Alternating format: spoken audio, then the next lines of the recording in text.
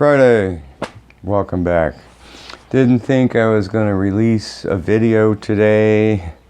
Inundated with IT work. Had one customer drove 2 hours from another city to get a laptop to me after the Geek Squad managed to really mess it up. So, but I managed to complete the constant force spring upgrade on the new mill, and so let's get on with it. Hope you guys enjoy. It's arrived. Amazon, $25 for 2 pistons. These are way smaller diameter. Well, I shouldn't say way, but these are nice. They're smaller diameter here than the other one, and that means this is probably smaller, but beautiful finish. 20 inches. 20 pounds of force, and I was praying that you could take all these little pieces off, that it was just threaded on the end, and it came right off real easy. So that goes in the trash can. Now to do this, that brings it down to 19. I was counting on this ½ inch because they say 20 inch from center to center on both ends. So first thing is on this end, I needed to make the little block that they're going to screw into, and I drilled it out. I think that was 8 millimeters, 6 millimeters, something like that. Drilled it out for that. Didn't want it to go all the way through. Then I drilled it bigger to a depth, and then tapped it because I want it to go in and then thread. I want more stuff, something up here, whatever you want to call it, to capture it, keep it from moving. So this is done. I haven't drilled the center hole because I haven't gotten the cable yet. So it'll be a center hole all the way through and a couple of set screws to hold it, because I do not want it coming loose. That comes loose, that head is just going to fly down. So then I was thinking too, why not make something here? I did. That was fun boring that. Drilled it up to a ½ inch and then bored it the rest of the way. So this will go on now. 5 thousandths clearance, so they're nice and tight. I got burrs in there because I just drilled and tapped it out for, that'll go in. But now I've got something that'll hold these two guys. So I'm held parallel at the bottom. I'm held parallel here. Now I just have to make the top piece that goes on here, and I need to get a plate. I want it to be like twice as thick as this, because what I'm thinking of doing is you just machine off some of it so that it just drops down into the column, and then I can put a screw through the back of the column to keep it from lifting up, because the cable is going to come through here, through pulleys and down, and this guy will sit here. I'll probably use this piece, so the cable will come over the pulley here and then go down and hang on to the head. So I got to go to my favorite metal supply, and I hope in the scrap area they have a piece that's thicker. About twice this thickness would be nice, because then I drop that, actually a little bit more, just a little bit more thicker than this. I don't want it twice as thick, probably coming out to about there, because I just want like a ½ inch above to look good, and then the rest will go below. So I need to make that, or I need to get that, make that part, make this part, make the pulleys, get the cable, and then I can install the fourth thing, the pulley piece. So a lot of the dimensions and things were pretty easy to figure out. This goes flush with the very back of the column and overhang. Got to use that chuck spider that I showed in a previous video, making that. It goes in the chuck so that I can grab things with just one tooth. Made a mistake, so you know, I'm just on a real roll here. I had to quit for a bit because nothing I did was right. I had a piece of aluminum in the scrap drawer that was about like that long. So I figured, like, I'll try to save it, clamp it and do it, and it didn't work. So forget it. Wound up just taking another piece of I think this was 3/4 or 7/8. No, I think it was 7/8.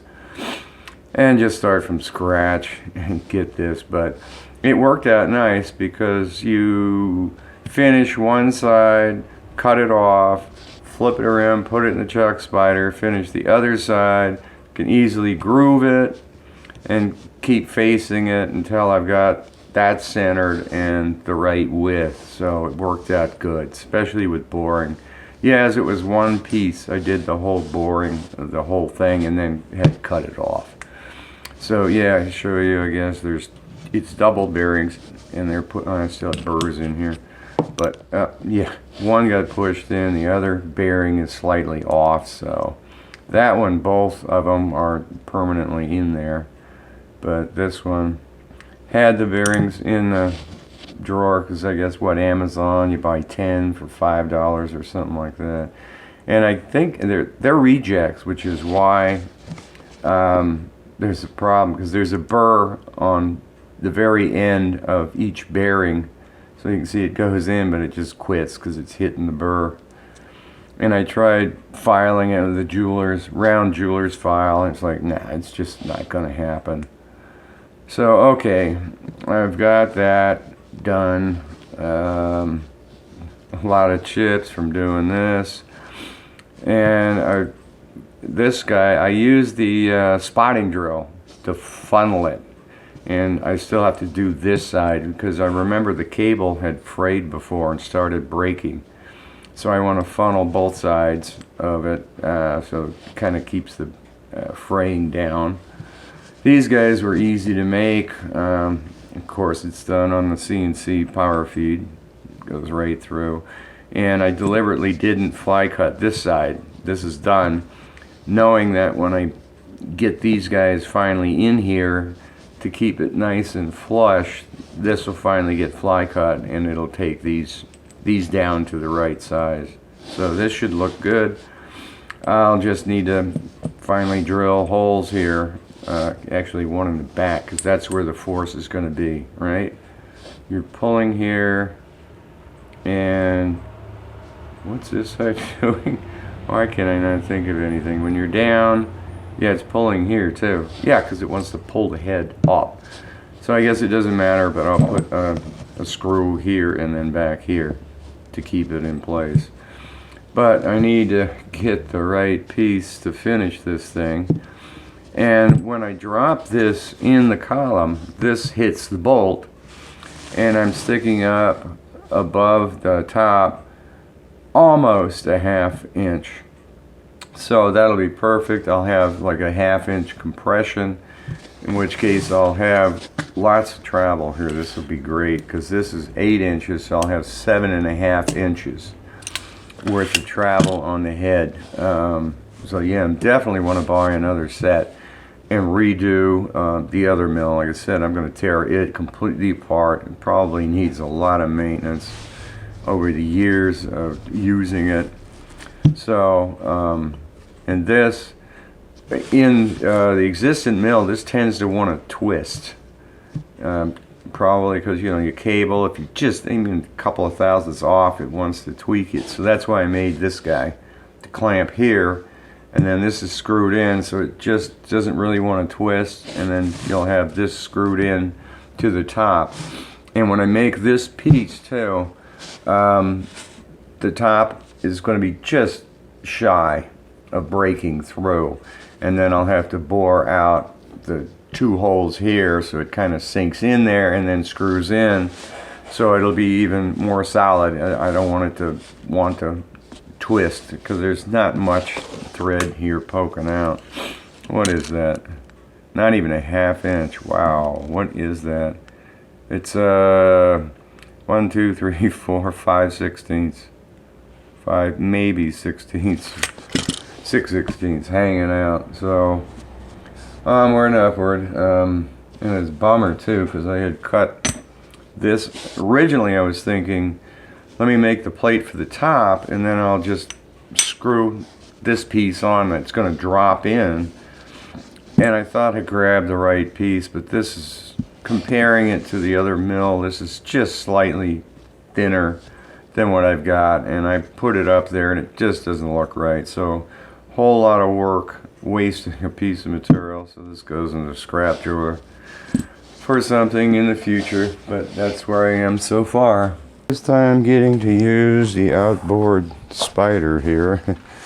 And I had it's a 1/8 brass. I'm making the pins for the pulleys for the constant force piston spring upgrade.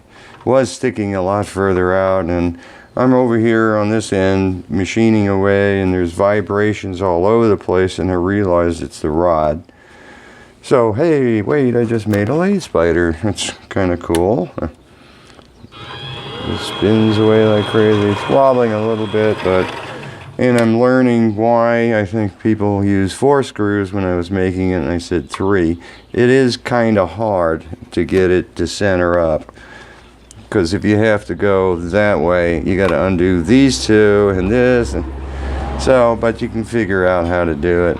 So it's working out nice. This is where the power feed really comes in handy. Because what am I going to take? Like a 5/1000 cut here. You just engage it and stand way the heck back. This is the block for the top of the column for the springs. Geez, and look at the chips coming off of this thing. All over, everywhere.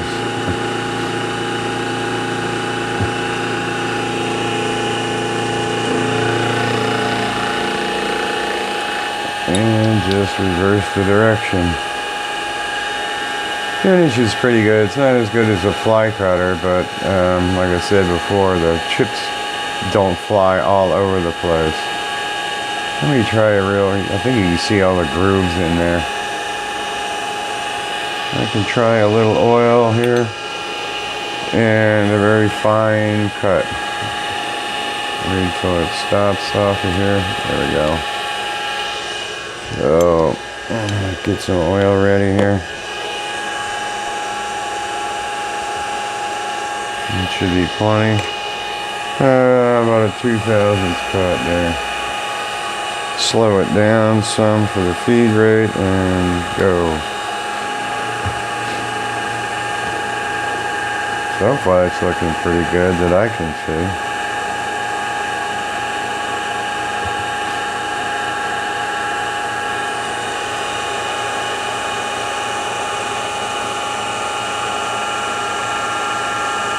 Yeah, it's not too bad.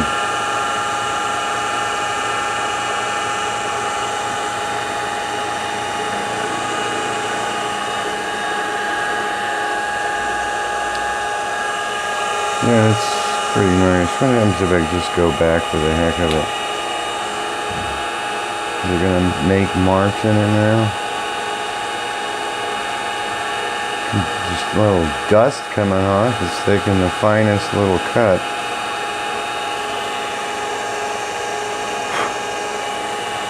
That's a pretty nice finish.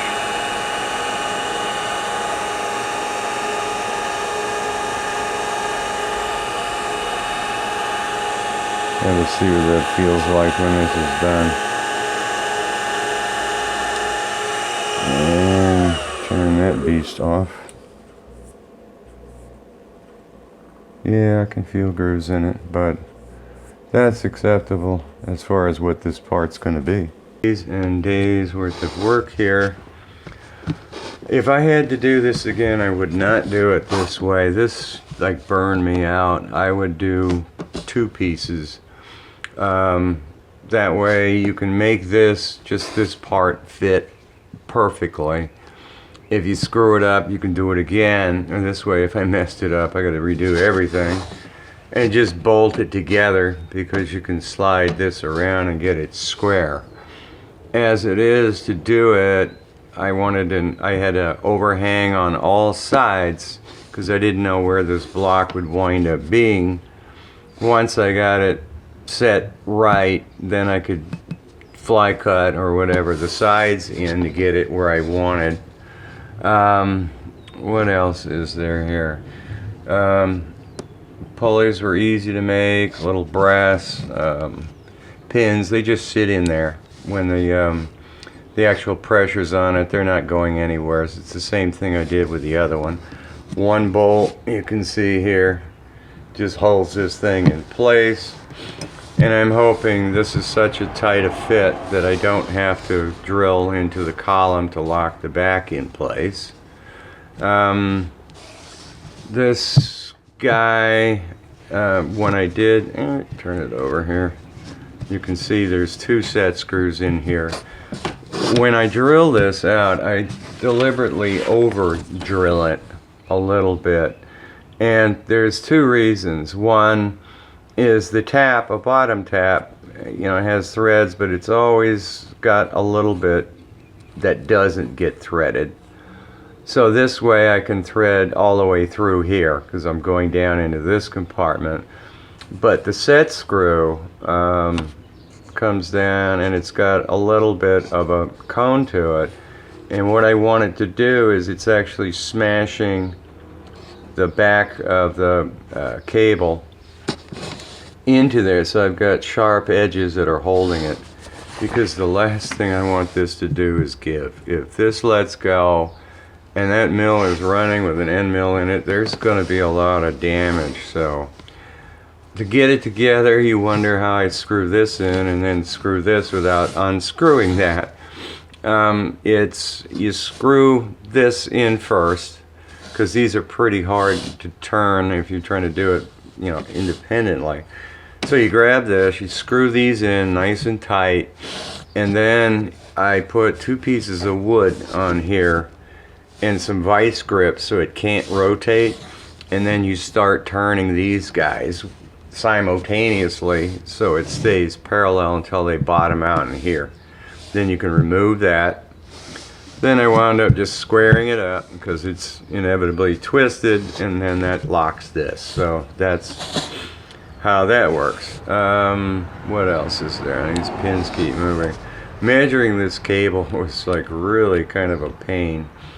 I needed to compress this a 1/2 inch to clear the bolt that's on the bottom of the column for pip tilting and trim. So I'm going to compress it 1 inch. I'll have plenty of travel for everything I need, so I had to measure this all out. And this little guy, I leave the set screws out of it right now because I want to visually see that cable goes through the second one and down into the hole. So, and I used a center drill to funnel the hole here and up here. So, because on the other one there was some kind of chafing. I remember catching it just in time that the cable was ready to split. So now, and the other thing is, the other design, this was here. The whole block just ended. So I could put a pair of vice grips, you know, compress it, put a pair of vice grips on it down here, and then I could mount everything up and then release it once I had this fed into here. So now it's just a matter of me compressing it, and I'm going to try to hold it kind of like this way in there so I can get this all together. So wish me luck. Let's see how it goes. Well, that was a struggle and a half, but from past experiences, anytime I struggle, it was well worth it. What was the struggle? Well, you had to put this on the floor and compress it while I tried. I put the vice grips away. Tried to grab the cable down in there. Managed to get it. What was that sound? Oh, a water bottle popped. Managed to grab it so it stayed compressed. Dropped it down in there. Then the first, I could take the part and just twist it on the wire so I could visually see in the holes that the cable was all the way down. Keep pushing on it while you screw it in. And the first one, yeah, here's the first one. Didn't like the first one. It set screws didn't feel like they were really crunching on the cable. I didn't drill deep enough so that I could tap all the way through at the set screws. So I had to make another one.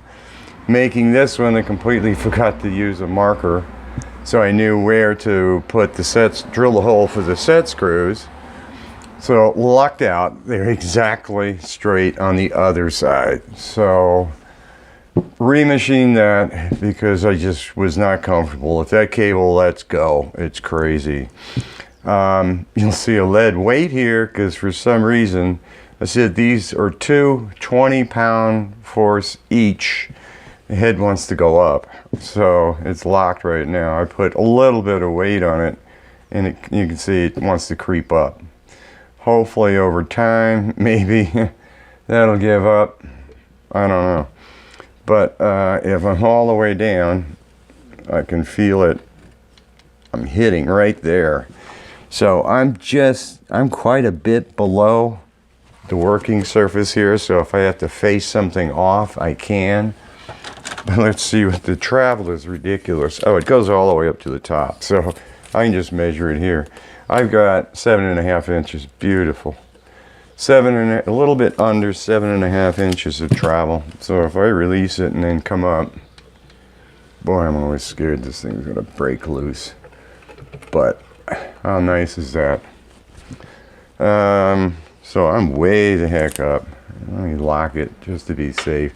I have to watch it for a few days, go back in and retighten the set screws, and hopefully I got the ones in here nice.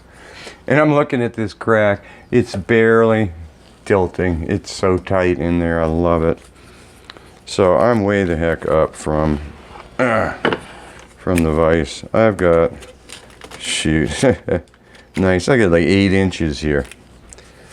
So, wow. And I'll have to redo the leather here, and I do have a spare piece. I should have measured the length of this thing before I closed it up, but and I didn't push these pins in because they're not going to go in now, I'll tell you that.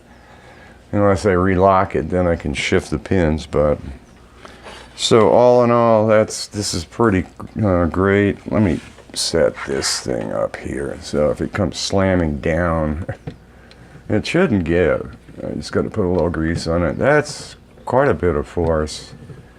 Well, I guess it's probably because I've got the Gibbs right compared to the other one.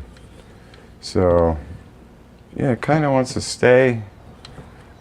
And then at the bottom, it wants to move. So, let's see. I'm just going to leave that locked. All right, so I've got the constant force piston, spring junk done. And what else then? I guess we'll move on. Next step would be the DROs.